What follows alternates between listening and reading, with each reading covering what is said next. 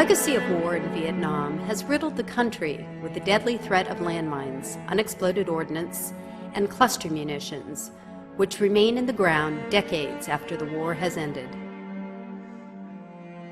Yet according to the U.S. Department of State and the Newsweek magazine map printed in 2002, Vietnamese soil contains an estimated 300,000 tons of munitions and 3.5 million landmines and unexploded ordnance.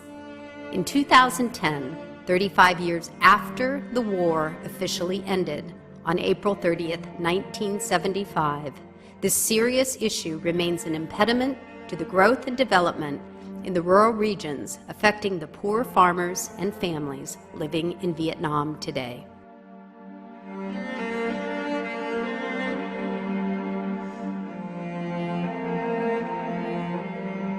A significant number of people missing limbs may be seen in both the countryside and on the city streets, often begging or selling lottery tickets just to earn a living.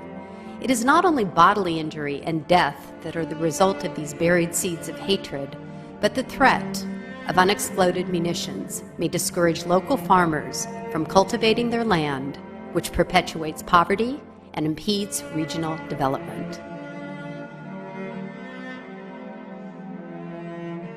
Future generations of Vietnamese farmers and families live a life which is held hostage by the perils of landmines, leading a lifestyle of forbidden footsteps as they forage the land for food.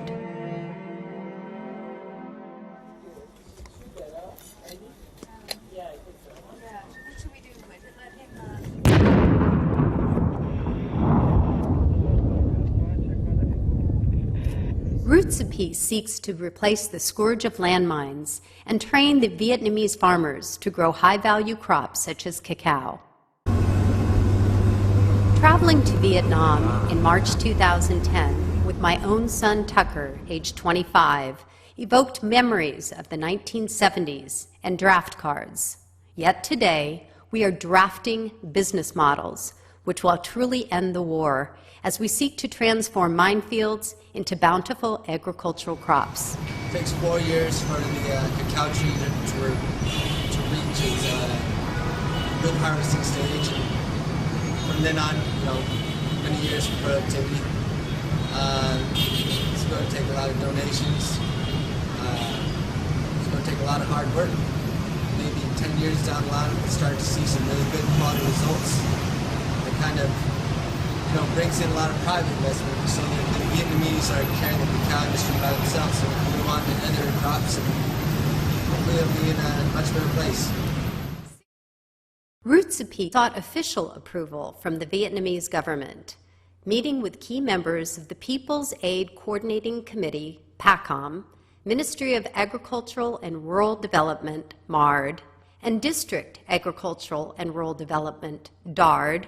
We were able and proud to receive formal approval from the Vietnamese government to work as an American NGO with respect to their agricultural potential, opening market development and trade routes to benefit the Vietnamese farmers.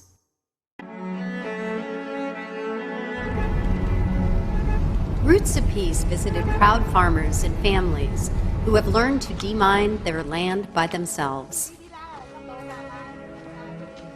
One such farmer in Quang Tri province along the former DMZ at the end of the Ho Chi Minh Trail told me of his profession, carefully unwrapping copper from around cluster bombs, earning $3 per day to feed his family.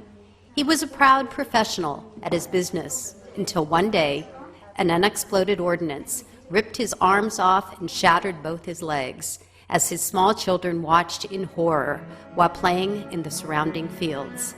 His accident occurred only last August 2009, the result of bombs which were planted years before he was even born. As we visited his home for tea, he thanked us for helping to raise awareness to remove landmines in Quang Tri, a province where 87% of the land is riddled with landmines. Confined to his bedside, he brought his young daughter to sit on my lap, a gesture of mothers worldwide who shared the horrors of landmines. Demining this land will allow his children to enjoy the basic human rights to play safely without the fear of kicking a soccer ball into a minefield. With faith in the future, he mustered a broad smile amidst the pain of his healing bodily wounds. As we ventured forth to meet other proud Vietnamese farmers who faced adversity with courage, we were led into a mushroom drying facility by a proud farmer who used his wooden blocks to mobilize himself. With great pride, he shared the fact that he built the entire mushroom drying facility with his own 2 hands, doubling and tripling his income as he stood tall on legs which were lost to landmines.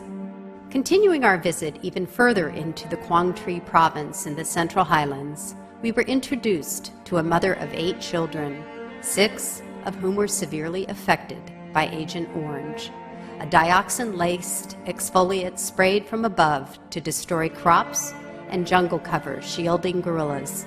Since 2001, both Vietnamese and American governments have worked hard to address political, environmental, and health issues related to Agent Orange.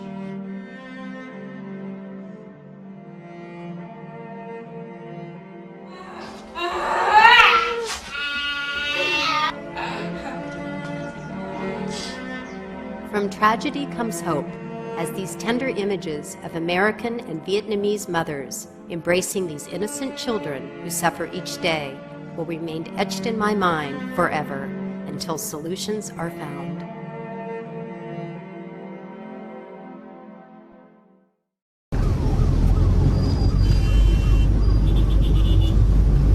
Once the landmines and UXOs are removed, indeed Vietnam is on a pathway towards furthering their agricultural goals by creating market economies. Roots of Peace has established an agricultural program for intercropping of high-value cacao trees beneath the shade of the lucrative cashew trees. The cashew trees serve as an umbrella for shade, as the cacao trees are able to grow beneath the natural canopy, doubling their yield for farmers. In August 2010, 100 Vietnamese farmers were trained by Roots of Peace, and each farmer proudly planted 300 cacao trees, making our vision a grounded reality.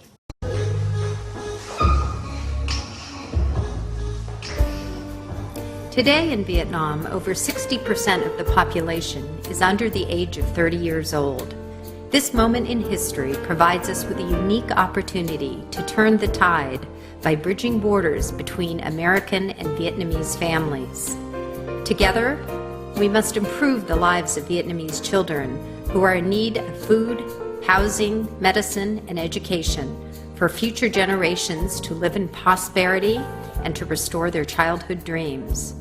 The Minds to Vines Chocolate Initiative, implemented by Roots of Peace, will directly benefit both farmers and families, giving a bittersweet ending to the war.